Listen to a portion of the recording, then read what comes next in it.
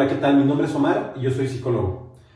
Te agradezco mucho que te des el tiempo de estar viendo el video del día de hoy. Este es el cuarto en la serie Aprendizajes acerca de la pandemia. El día de hoy hablaré sobre el tema del modelo económico actual y sus consecuencias en nuestras sociedades y en el mundo, después de haber revisado otros temas como lo son el trabajo, la educación y la salud mental.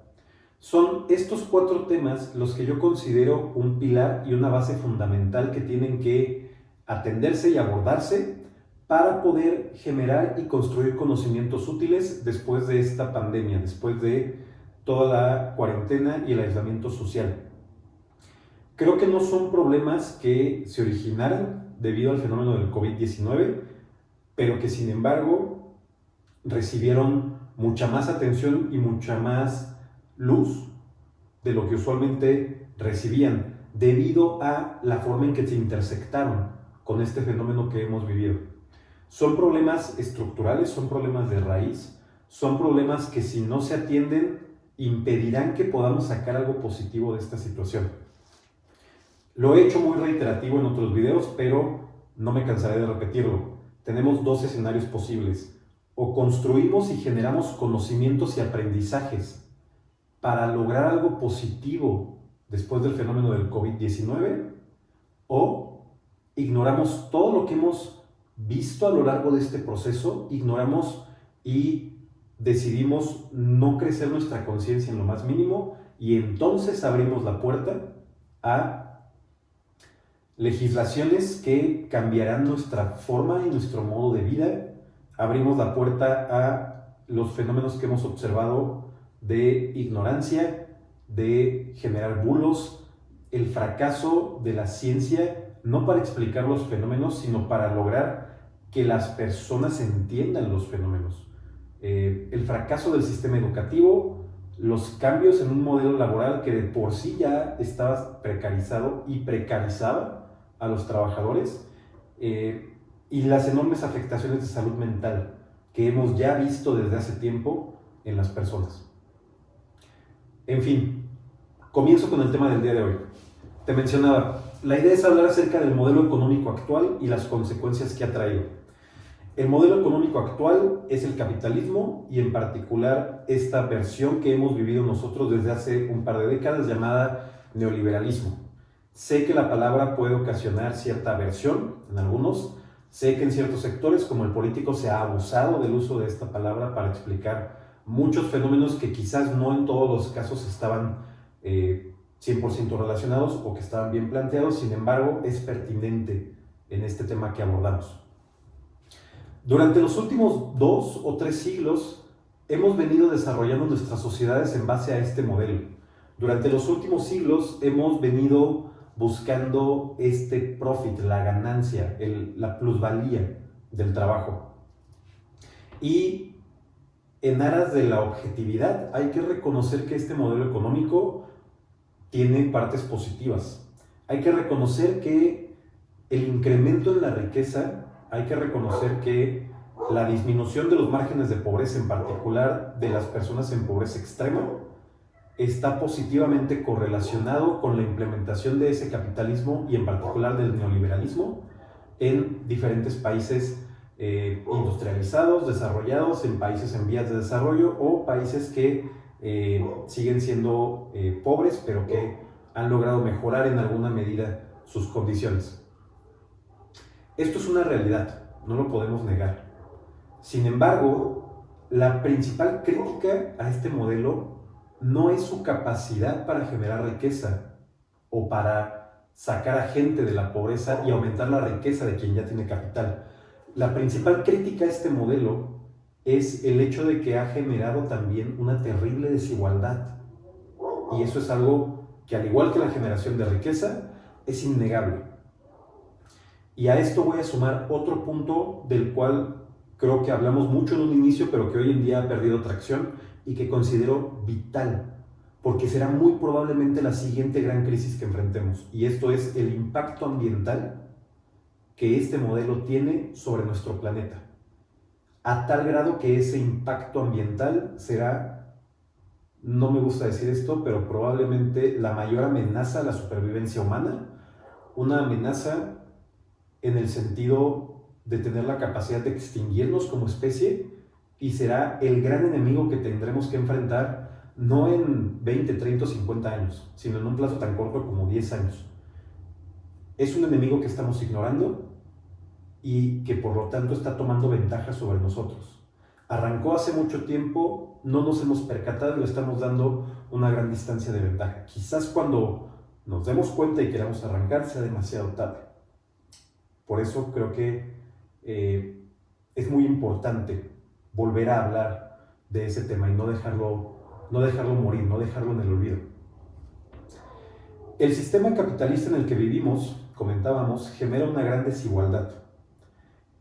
Es un sistema que, por sus propias fallas y por la propia forma en que está planteado, ha empobrecido a algunos sectores que ya estaban totalmente precarizados, los ha sumido en condiciones de miseria a tal grado que hemos llegado a considerar que el estatus socioeconómico o el nivel socioeconómico en el cual una persona nace, particularmente en lugares como México, el estatus socioeconómico o la base socioeconómica en la cual una persona nace puede llegar a predecir su destino. Es decir, podemos llegar a generar sociedades tan desiguales que sus miembros pierdan toda esperanza y toda capacidad de movilidad social, lo cual se traduce en personas que nacerán pobres y morirán pobres, y personas que nacerán ricas y morirán aún más ricas.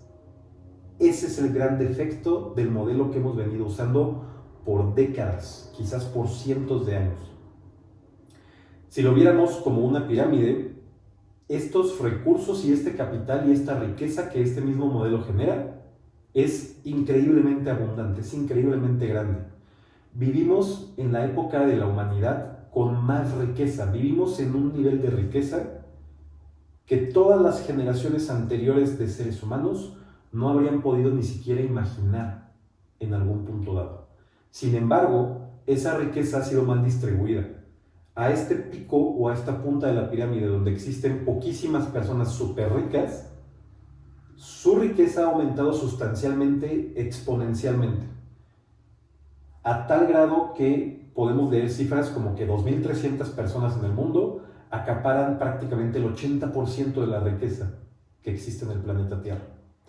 Lo cual, decíamos, ha generado una base de la pirámide, una base de la población, la gran parte de la población, en una situación de terrible pobreza, disputándose 3 o 4% de los recursos mundiales prácticamente para la mitad de la población, y ha ido precarizando y ha ido adelgazando esta línea que conocíamos quizás en la época de nuestros padres, de los baby boomers, en este optimismo posguerra, como la clase media.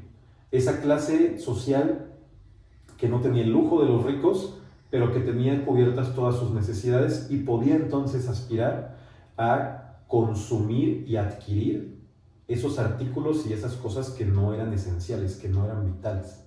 Podían de alguna manera empezar a arañar las ventajas o los beneficios que ofrecía la clase económica o la clase social superior. Estas terribles diferencias se han ido exacerbando bajo este modelo. Se genera más y más y más y más riqueza, pero no nos ocupamos de su correcta distribución. Los ricos se hacen más ricos, los pobres se hacen más pobres. Es cierto que ha habido algunos modelos que buscan que este capitalismo, con su potencial para generar riqueza, pueda adquirir no solamente una mejor reputación a los ojos de las personas, sino que pueda proveer de otras ventajas o de otros aspectos positivos a las comunidades y a las sociedades. Hay conceptos, como lo he llamado capitalismo consciente, que busca que las empresas no solamente generen riqueza, sino que tengan un impacto social positivo, que cuiden de sus trabajadores, que tengan stakeholders que actúen de alguna manera como prevención, que actúen de alguna manera como seguro o como sistema antidesastre, económicamente hablando. Sin embargo, yo personalmente tengo mis dudas acerca de estos modelos. Son modelos también que pregonan y que buscan la sustentabilidad, pero desde una perspectiva quizás un poco más filosófica y menos económica, me pregunto qué tan lógico y qué tan viable es mantener un sistema que por naturaleza y por definición requiere de producir para consumir, para existir, de manera que sea sustentable. ¿Qué tan compatible es la premisa de producir para consumir, para existir, con la premisa de que vivimos en un mundo de por sí golpeado y que tiene recursos finitos?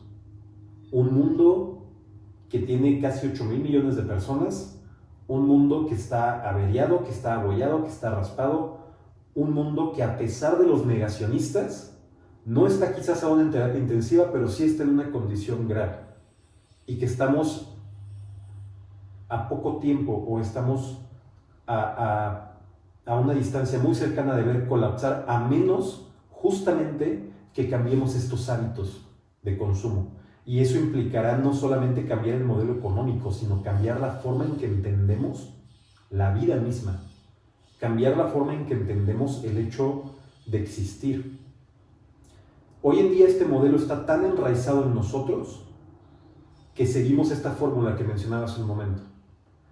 Requerimos producir y producir y producir y producir para generar riqueza, porque si no, entonces las empresas y los proyectos no son viables, y al consumir esta producción que se nos pone enfrente, es entonces que existimos y que nuestras vidas cobran sentido, muy entre comillas, porque sabemos que es perseguir una zanahoria atada al lomo del burro. Sin embargo, es lo que se nos enseña y lo que se nos inculca. Si Descartes en algún momento decía pienso, luego existo, podríamos, con una muy buena fundamentación y con muchos argumentos a favor, pensar que en el capitalismo moderno la premisa sería consumo, luego existo. La persona que no consume está fuera del radar social. ¿Quiénes somos si no consumimos estas modas rápidas que van cambiando no cada temporada, sino quizás cada semana o cada 15 días? ¿Quiénes somos si no tratamos de aparentar y de dar valor a nuestra vida y de motivarnos para correr una carrera que probablemente nos cueste exactamente la vida? ¿Quiénes seríamos si no consumimos el lujo? ¿Qué es el lujo sino el pretexto que usamos para justificar matarnos durante toda nuestra vida persiguiendo metas y objetivos en las grandes organizaciones, en los trabajos, en la forma de trabajar que nos ha llevado sí a ser más ricos, pero también nos ha llevado a tener en puertas una cuasi pandemia de salud mental? Nos matamos trabajando, esforzándonos, nos matamos pensando en la paga y en la forma de hacer más dinero para consumir lujo que demuestre qué buena vida tengo, que demuestre quién soy o qué tan superior soy ante los demás.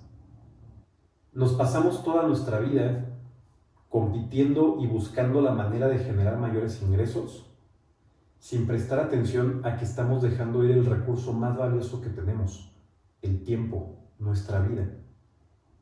Es el modelo en el que, curiosamente, cuando hemos dejado de consumir lo no esencial, ha venido el colapso. El famoso Producto Interno Bruto, los ingresos de las grandes empresas, el crecimiento de los países se ha visto frenado y esperamos la mayor recesión en años después de descubrir que podemos sobrevivir sin cosas superficiales y banales. Y creo que eso habla muchísimo del sistema en el cual estamos viviendo. Todo el mundo requiere alimentos, todo el mundo requiere algunas prendas para cubrir su cuerpo, todo el mundo requiere artículos de higiene personal, todo el mundo requiere medicamentos, pero ¿qué no requerimos? Hemos descubierto que podemos sobrevivir y que la vida sigue sin automóviles. Hemos descubierto que justo en el punto donde algunas personas se alegraban aquí en México por la bajada de las gasolinas, la movilidad puede llegar a suspenderse y no será del todo agradable, pero sobreviviremos. Nos tocó vivir la época en donde nos dimos cuenta que sí, requerimos de este tipo de cosas, sobre todo cuando estamos en una posición de privilegio, como para poder laborar desde casa. Cuando estamos en la posición de privilegio, donde el trabajo no lo hacen nuestras manos y nuestra fuerza física, sino una cuestión intelectual. En ese supuesto, requerimos de la tecnología para trabajar, comunicarnos y laborar. Pero nos hemos dado cuenta que no requiero cambiar una computadora cada 2 años, no requiero cambiar mi celular cada año. Nos hemos dado cuenta que ni siquiera requerimos toda esa ropa que pensábamos necesitar. Claro, seguro, todo el mundo necesitamos un par de zapatos, todo el mundo requerimos unos pantalones y una camisa, pero en lo personal he descubierto que ese par de zapatos pueden durar mucho tiempo. He descubierto que esos pantalones y esa camisa pueden durar mucho tiempo y que en verdad el mundo no termina y no pasa absolutamente nada si con unas pocas prendas yo puedo desempeñar mis actividades. Nos hemos dado cuenta también de qué tan desechable se han vuelto los artículos que produce este modelo, siguiendo esta lógica y esta premisa de si no produzco, no genero riqueza. Por lo tanto, si produzco calidad, estoy afectando al sistema. Debo de producir en masa, la clave debe de ser la cantidad producida y no el producto con una cierta calidad intrínseca. Si yo confecciono prendas de ropa duraderas, si yo confecciono una camiseta que puedo usar por 2 o 3 años, no tiene entonces ganancia ese sistema, porque no requiero producir otra.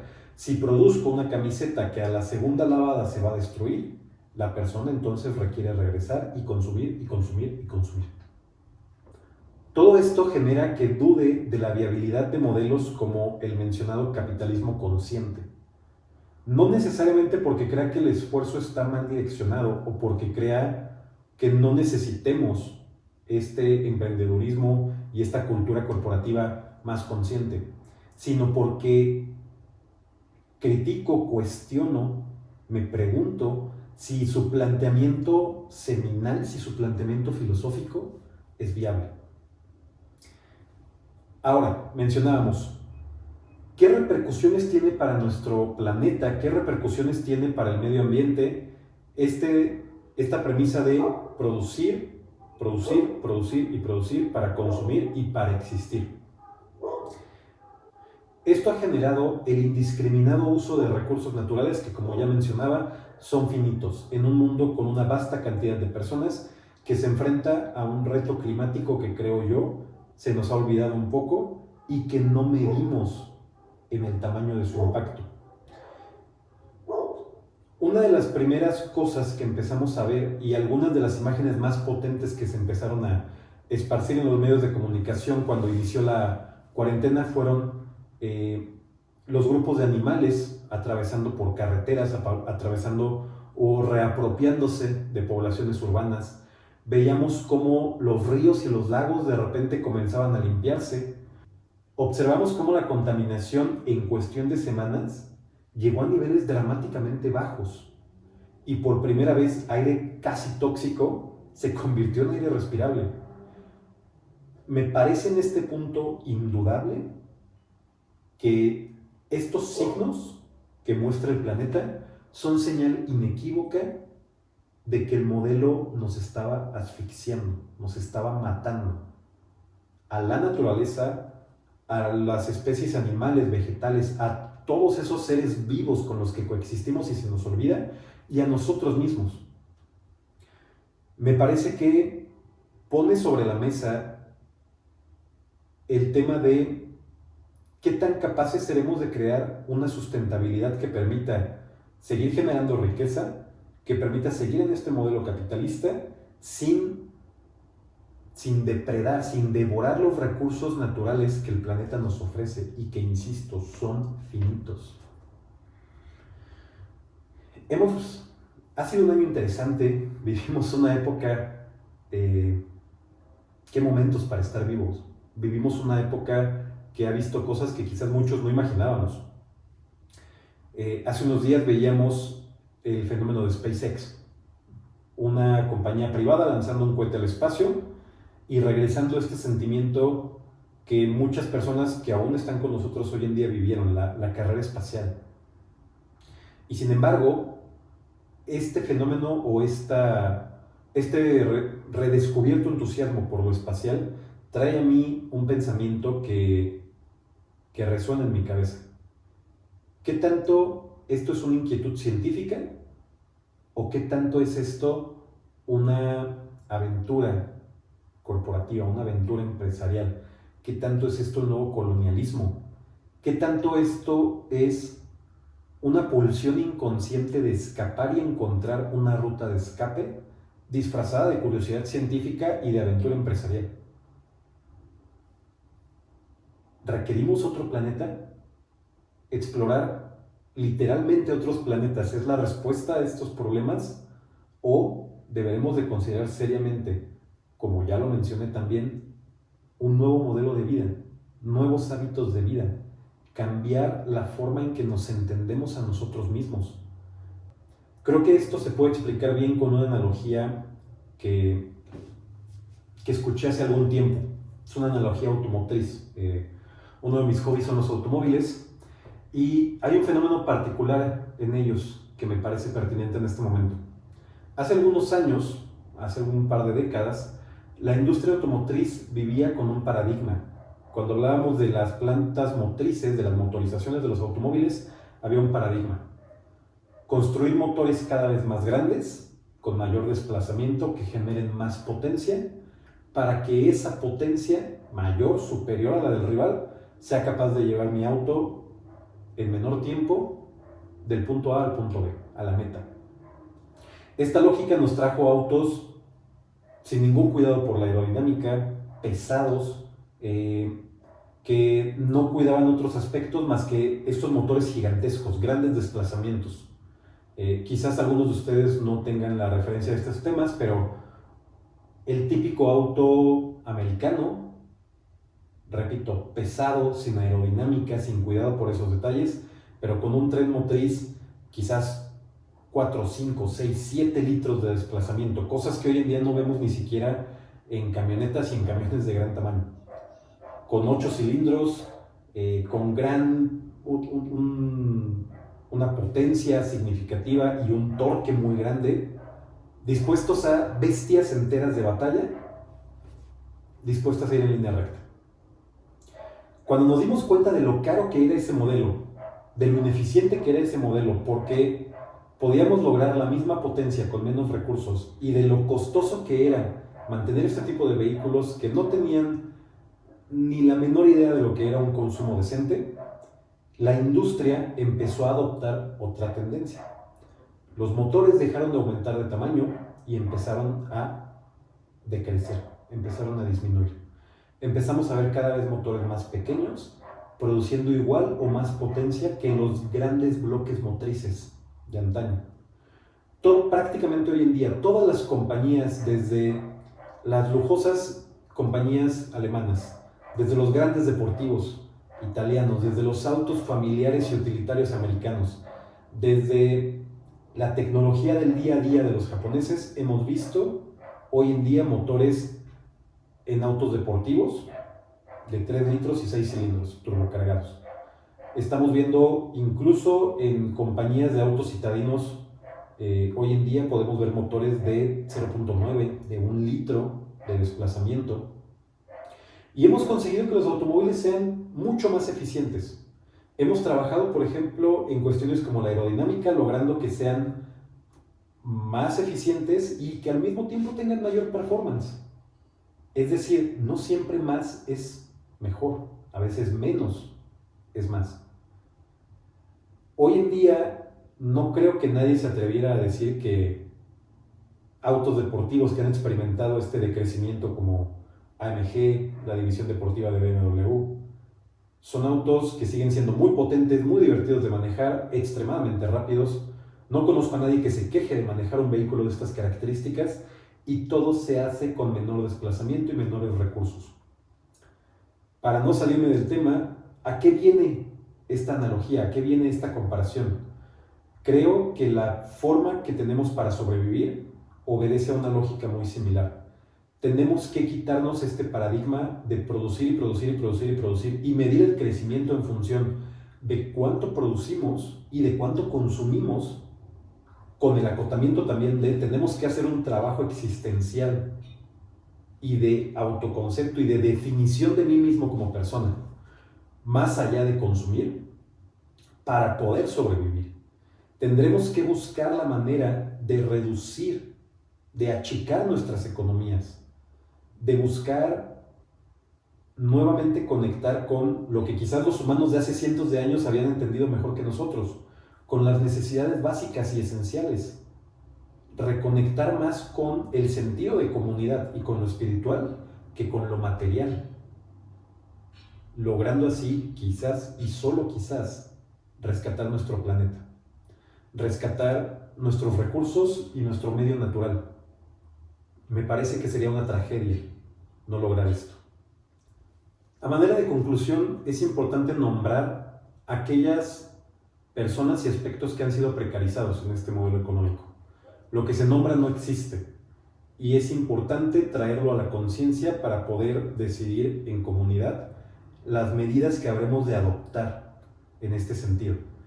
Es una realidad que bajo el modelo capitalista muchos sectores de trabajo y muchos trabajadores se han visto precarizados. Hemos conseguido increíbles grados de riqueza y es cierto que hoy en día hay menos personas en pobreza extrema de las que había antes. Pero también, repito, la trampa está en que la movilidad social se ha disminuido. Hoy en día hay menos personas en pobreza extrema, pero es más probable que aquellos que siguen en ese estrato social mueran en ese estrato social. Y estamos dando más riqueza a los que más tienen. Las personas hoy en día están casi imposibilitadas a salir del estrato social en el cual, por el azar, que tiene mucho más influencia de lo que nos gustaría en nuestras vidas, decidió, o quizás no decidió, pero acabó poniéndonos, el lugar donde acabamos aterrizando todos en esta vida. Es cierto también que es este mismo modelo el que ha precarizado sectores que hoy en día son esenciales. ¿Por qué tantas personas no han podido hacer cuarentena? ¿Por qué tantas personas requieren salir a la calle a buscar el sustento? Porque sus fuentes de trabajo están precarizadas. Porque viven en una condición en donde si no trabajan, no comen. Y estos trabajos usualmente son o trabajos formales, prácticamente sin prestaciones y con ingresos muy bajos, o trabajo informal. Estamos viendo niveles de informalidad alarmantes, es decir, trabajos que no tienen un salario fijo, no están contratados por alguna compañía, no cuentan con seguridad social y no cuentan con ningún tipo de previsión para el retiro o para el futuro, ningún tipo de previsión para el ahorro o de prestación social. Un ejemplo claro es el sector salud. Este modelo prioriza la privatización de ciertos servicios y sectores bajo la premisa de que la privatización, al convertir prácticamente en una empresa o al ver una actividad o un sector como una cuestión mercantil, se buscará siempre el beneficio y por lo tanto será más eficiente, porque ninguna persona que privatice un servicio que antes era público lo hace para perder dinero. Esperábamos que esta privatización de muchos sectores de salud nos trajera beneficios, cuando la realidad es que la sanidad pública se ha visto rebasada, pero también la sanidad privada se ha visto rebasada. Solamente que añadiendo el componente de que la gran mayoría de personas en un país como México, países que somos mayoría en el mundo, no pueden costear ese acceso a la salud privada. Estamos dejando a millones de personas desprotegidas en aras de aumentar el profit y las ganancias de este sector. Y yo no soy la persona más indicada para criticar el hecho de querer hacer ganancias, porque al final del día estoy en este juego, porque al final del día formo parte de ese sistema, y porque al final del día también una parte, no sé si menos consciente, pero sí que reconozco y que admito y que está ahí, también busca ganar en ese juego, también busca el profit y la ganancia. Creo que ninguno de nosotros trabajamos por caridad, sí por vocación, pero no por caridad. Entonces, ¿cuál es la respuesta a la pregunta? ¿Cómo podemos conciliar este deseo de ganar, este deseo de volver rentable el sector, con el hecho de la precarización en el servicio? con el hecho de la exclusión de millones de personas de ese sistema? Yo no tengo la respuesta, pero me parece claro que hay algo en esa lógica que está fallando. También quiero hablar acerca de cómo hay un tema de género y hay un tema de demográficos en esta precarización. Hemos visto que en países como México, la gran mayoría de hogares están sostenidos no por un hombre, sino por una mujer. Y muchas veces esa mujer enfrenta esa responsabilidad sola, sin el apoyo de un hombre. Son mujeres la mayoría de personas que están en trabajos informales y en trabajos formales, pero que tienen un gran impacto, es decir, todos aquellos sectores dedicados a los cuidados primarios, como el sector salud, la mayoría de trabajadores son mujeres. ¿Qué quiere decir esto? Las mujeres están sosteniendo nuestros hogares, las mujeres están siendo condenadas a la informalidad y aquellas mujeres que alcanzan la formalidad lo hacen en sectores que son física y mentalmente desgastantes y que hoy en día representan un riesgo de salud. ¿Por qué? Porque están enfermando y porque están muriendo.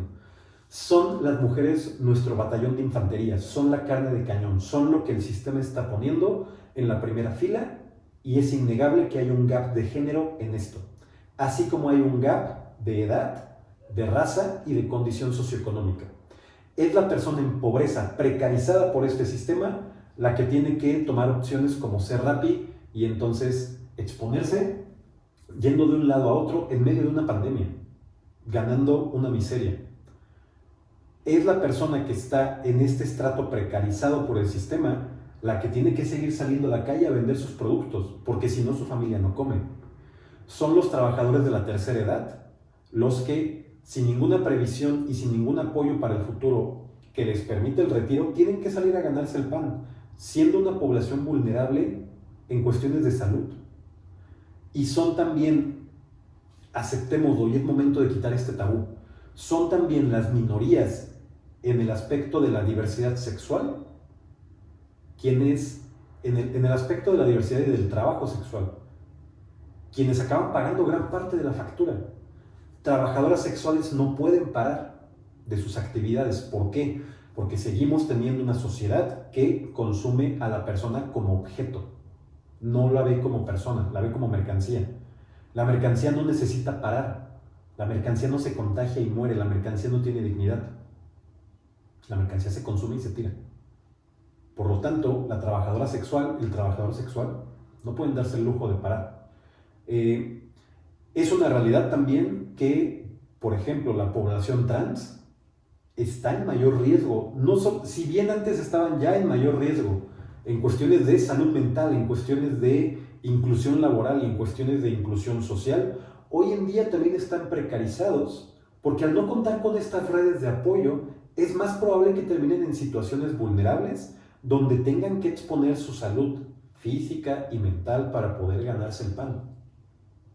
Este es también un tema de género, este es también un tema de demográficos, este es también un tema de diversidad, de orientaciones y de minorías sexuales, raciales, etc. ¿Quiénes son los más olvidados por el sistema? Minorías raciales como las poblaciones indígenas, precarizados y victimizados una y otra y otra y otra vez. Son este tipo de cosas las que me llevan a pensar que iniciativas como el capitalismo consciente no son del todo viables, o que si son viables no serán suficientes. Requerimos, siguiendo la analogía automotriz, de crecer el ritmo al que estamos produciendo. Necesitamos volver más pequeño ese mercado en aras de hacerlo más eficiente. Necesitamos entender que no todo en la vida funciona con la lógica de más es más, a veces menos es más. Hasta aquí llega mi reflexión. Desafortunada o afortunadamente no tengo las respuestas, pero creo que mi forma de aportar es planteando algunas de las preguntas. Me encantaría saber qué opinan ustedes, me encantaría leer sus comentarios, me encantaría generar un diálogo con esto. Con esto cierro los 4 grandes pilares de esta serie, aunque los videos continuarán, pero ya en aspectos o en aristas más focalizadas y más particulares. de nuevo, me encantaría leer qué es lo que piensan. Recuerden que pueden ponerse en contacto conmigo aquí abajo en los comentarios.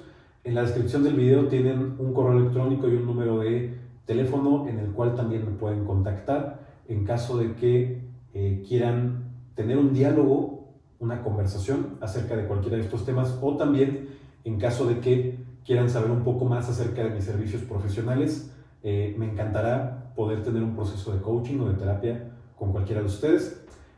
Les recuerdo que este es un espacio que busca conectar a las personas, desarrollar líderes y potencializar nuestro desarrollo. Mi nombre es Omar Ojeda, yo soy psicólogo. Les agradezco de todo corazón el tiempo que han dedicado a ver los videos de este proyecto.